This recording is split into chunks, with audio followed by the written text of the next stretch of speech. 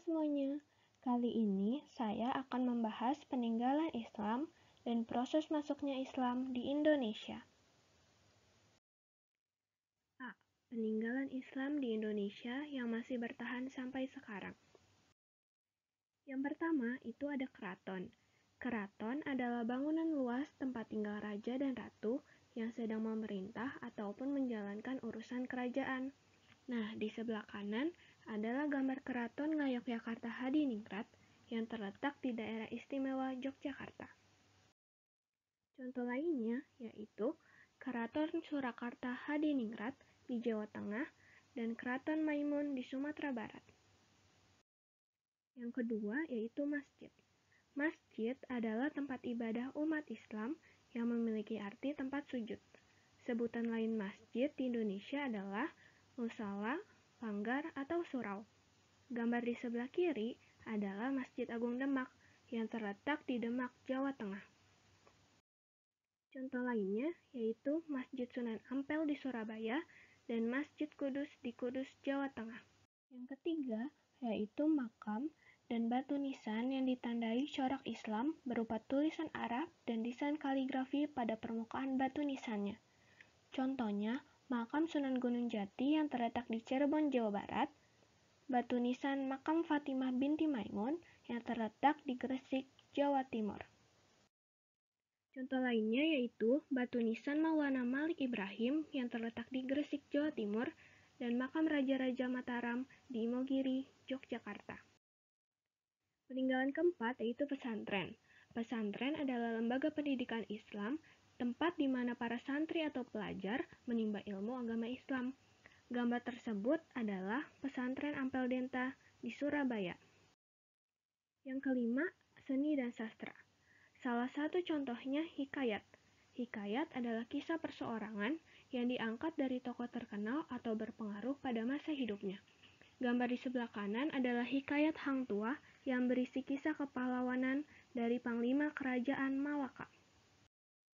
Contoh seni sastra lainnya yaitu syair Abdul Muluk, hikayat Amir Hamzah, dan syair Panji Semirang. Yang terakhir terdapat perayaan keagamaan. Gambar di samping adalah upacara tabuik. Tabuik berasal dari Sumatera Barat sebagai peringatan meninggalnya Hussein, cucu Nabi Muhammad SAW. Contoh upacara lainnya yaitu Grebek Syawal yang berasal dari Yogyakarta dan Grebek Maulud yang berasal dari Surakarta. B. Teori masuknya Islam di Indonesia. Yang pertama, teori Gujarat. Menurut Snouck Hurgronje, W.F. Sutterheim, dan B.H.M. Fleck, Islam masuk ke Nusantara pada abad ke-13 yang dibawa oleh pedagang Islam dari Gujarat, India. Terdapat dua bukti, yaitu batu nisan Sultan Malik Al-Saleh yang bercorak Gujarat dan tulisan Marco Polo, pedagang Venesia yang pernah singgah di Perak. Teori kedua, teori Mekah. Menurut Buya Hamka dan J.C. Vandler, Islam masuk ke Nusantara pada abad ke-7, dibawa oleh pedagang Arab. Terdapat dua bukti, yaitu makam Fatimah binti Maimun tahun 1082 di Gresik, Jawa Timur, dan adanya pemukiman Islam di Baros, tepatnya di pantai sebelah barat Sumatera pada tahun 674. Ketiga, teori Persia. Menurut Husain Jayadiningrat, Islam masuk ke Nusantara pada abad ke-13 yang dibawa oleh orang Persia. Bukti teori ini yaitu adanya upacara tabot atau tabuik di Bengkulu dan Sumatera Barat. Yang keempat, teori Cina. Menurut Slamet Mulyana, Islam masuk ke Nusantara, khususnya Palembang, pada abad ke-9 yang dibawa oleh perantau Cina dari Kanton, tepatnya daerah di Tiongkok Selatan. Buktinya yaitu terdapat pemukiman Islam di daerah pesisir Cina bagian selatan pada zaman dinasti Tang, 618 sampai 960. Dan bukti yang kedua yaitu Raja Islam pertama di Jawa, yaitu Raden Patah, adalah keturunan Cina. Jalur-jalur penyebaran Islam di Indonesia.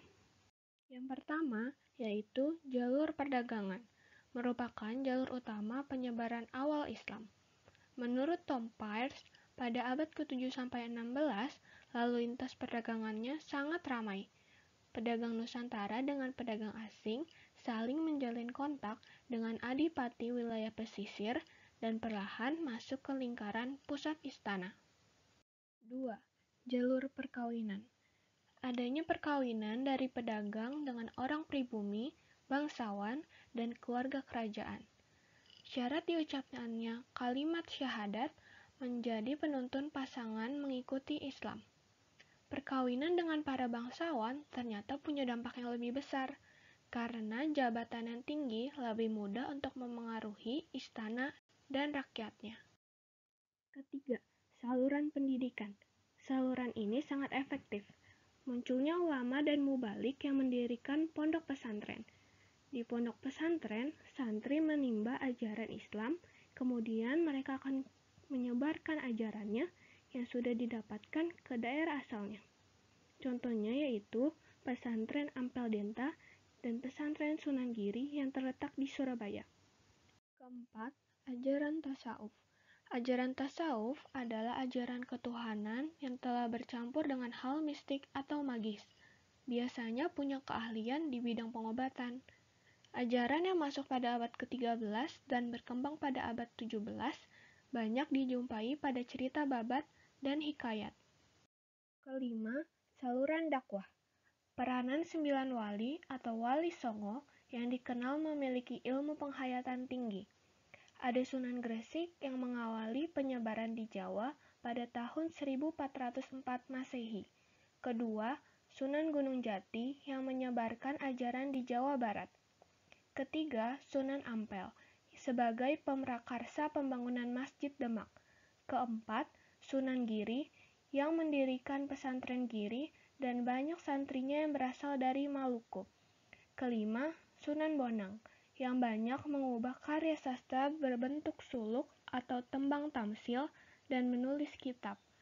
Keenam, Sunan Kudus yang cara dakwahnya meniru Sunan Kalijaga yang toleran terhadap budaya setempat. Ketujuh, Sunan Kalijaga yang memanfaatkan wayang sebagai media penyebaran agama Islam. Kedelapan, Sunan Muria yang menyebarkan Islam di daerah sangat terpencil dan ia bergaul dengan rakyat jelata. Dan yang terakhir, Sunan Derajat. Ia peduli dan memiliki jiwa sosial yang tinggi terhadap kaum miskin ataupun duafa. Yang keenam, saluran kesenian.